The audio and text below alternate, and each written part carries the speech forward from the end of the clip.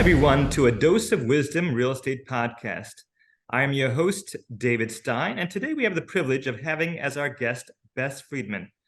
Bess has achieved extraordinary success in the real estate sector. She is currently the CEO of Brown Harris Stevens, a renowned real estate brokerage company founded in 1873. The firm's first chief executive officer, Bess has grown Brown Harris Stevens into one of the largest and most successful real estate companies in the United States. Bess, thank you again for coming on the show. Oh, thank you for having me, David. It's a pleasure to be here with you. Okay. So my first question to you is, what's the backstory to how you decided to transition into real estate? And I believe an encounter in your mother's store played some sort of role. So I would be interested in hearing more about that.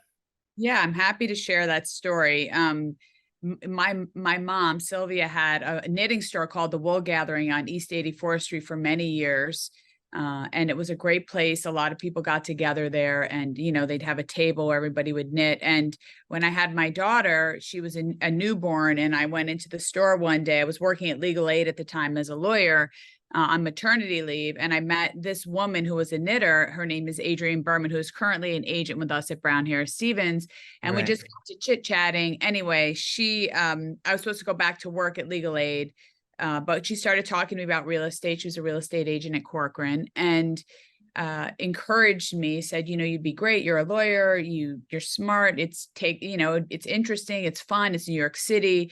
So as opposed to going back to Legal Aid after a few months, when I felt ready, I took the test, I prepared the training with Corcoran, did all that stuff, and I became an agent, and I loved it. And it's super entrepreneurial, which I hadn't done before. I was a prosecutor. I was a legal aid lawyer. I'd done many jobs. I've waitressed. I've probably had 20 jobs in my life. I've done so many things, but it was so super entrepreneurial, and I loved it. So I took off kind of like a rocket in real estate.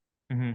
Did you always know that you had like an entrepreneurial, strong, background, that you were able to pursue that?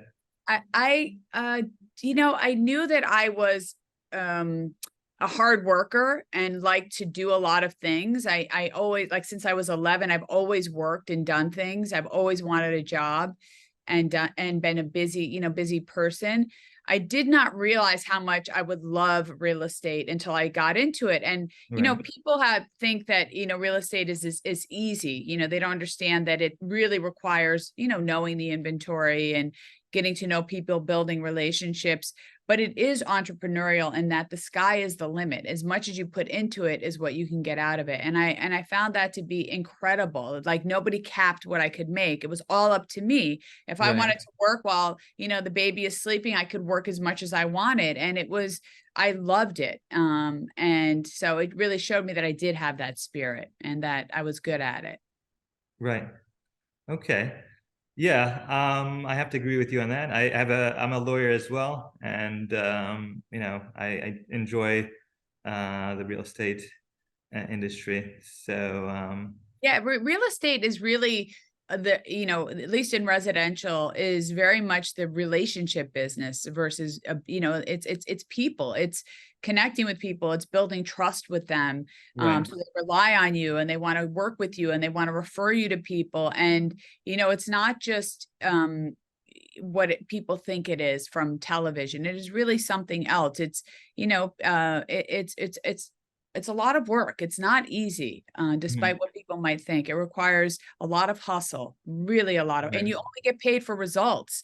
You don't get a paycheck. You only get paid for what you put into it. And so it can be, I know agents who've worked with people for years without getting it, without them actually, buying something. And they, eventually sometimes they will buy something, but it's it can be really hard and challenging. Mm-hmm. Okay. How did your meeting with Bella Abzug as a child make an impact on your life? The Bella story. Well, you can see I have Bella right there behind me. And okay. I've told that story so many times, but it's true. And it meant so much to me. I was 9 years old, and my mom took me to RPI, which is a school in Troy, New York, to hear Bella Abzug speak. And so this is the 70s. And, she was there on stage and she had this hat and she was just talking about women and their power and their ability to have a voice and speak out and do things. And she was a lawyer, and I felt so inspired by her. She was one of the first women in the House of Representatives, and she was really gutsy, had a lot of, willingness to go out there and speak and say things that a lot of women weren't doing yet.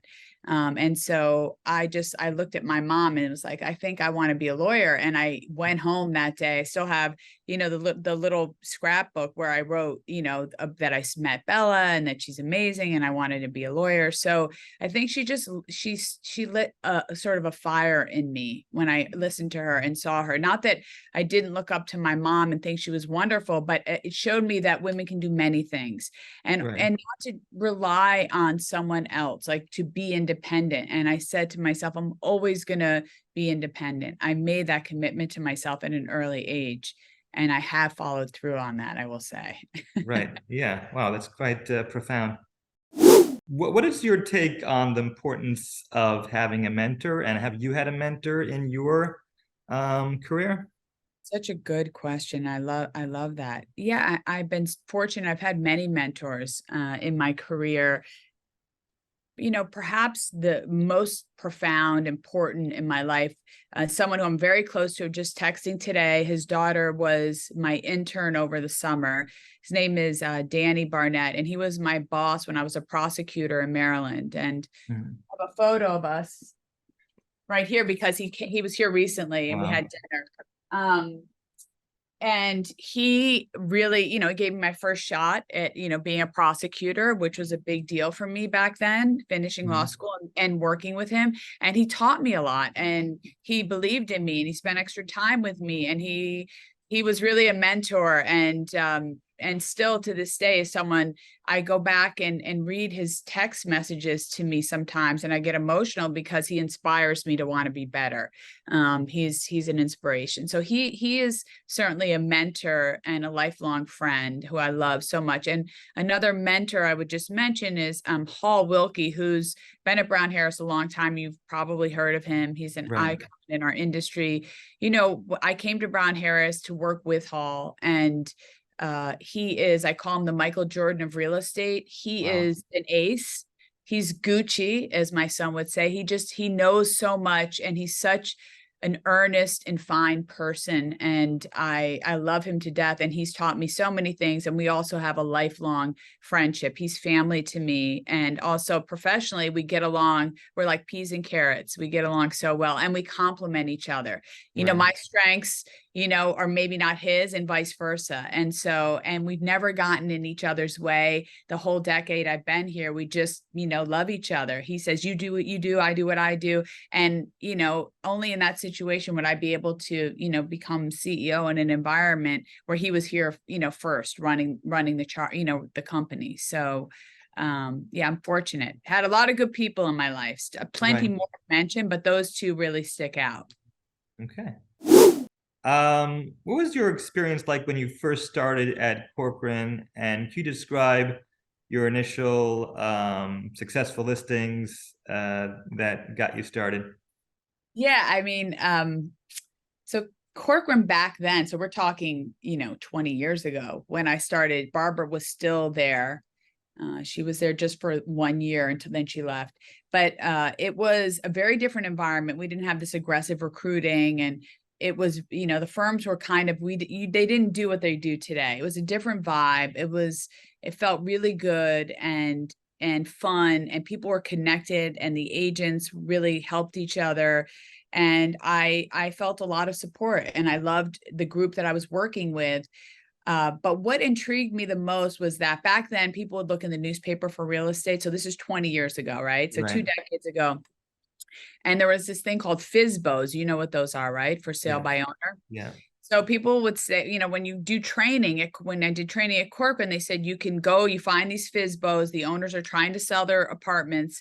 You can call them, they're yours. You can try to get those listings. And so I was like, oh, this is great. So I found a FSBO, Gary Snyder, who's his birthday, July 31st. I just wished him happy birthday when it was his birthday. And I saw that he had a listing in the building I lived and another one on the west side. So I called him. We chatted and he wasn't interested. And then I went to his open house and met him in person, still wasn't interested. And so then like a month went by and he wasn't selling these 2 studios he had, and he needed it because he was like buying a building in Brooklyn and he needed the cash. So one day he just called me up. He said, okay, kid, take over, just sell them for me. So he gave me like my first shot. And so Right. I remember being at the Corcoran meeting that we would have, about the new listings. And I was like so proud to announce these 2 listings that nobody handed to me that I got on myself, but pure Right. hustle muscle, as I call it. And so, yeah, Gary gave me my first shot, and I consider him also, even though we don't keep in touch as much. Right. I remember him very fondly, just a really nice guy, but I had to earn his trust, and I did. And we sold both of them, and for great prices. He was thrilled, really. So yeah, that's Gary. Wow. Yeah, I could say firsthand, I know,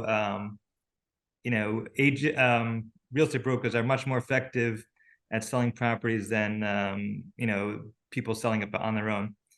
Yeah, So, because think about it, sellers who think they can sell it on their own, they most times have a full-time job. And right. so, it's what we do every day, morning, noon, and night. We breathe this, we understand it. We have the relationships with the other agents. We know how to market it. This is what we do, and you do what you do. So, Right. and also it says something to the community when you give it to a professional. It says, Right. I'm doing this in a luxury way with high service. And I Right. think that gets you a higher price. It's And worth also the broker plays like a critical role in mediating between the 2 sides to get to an agreement. 100%. You need that. It feels weird negotiating on your own behalf and asking for more money. Let somebody else do that. You want to Right. have a middle person who can do that for you. And that's what a real estate professional does. And I think the majority of people do like to list their homes with professionals. You Right. get a better price. Mhm. Okay.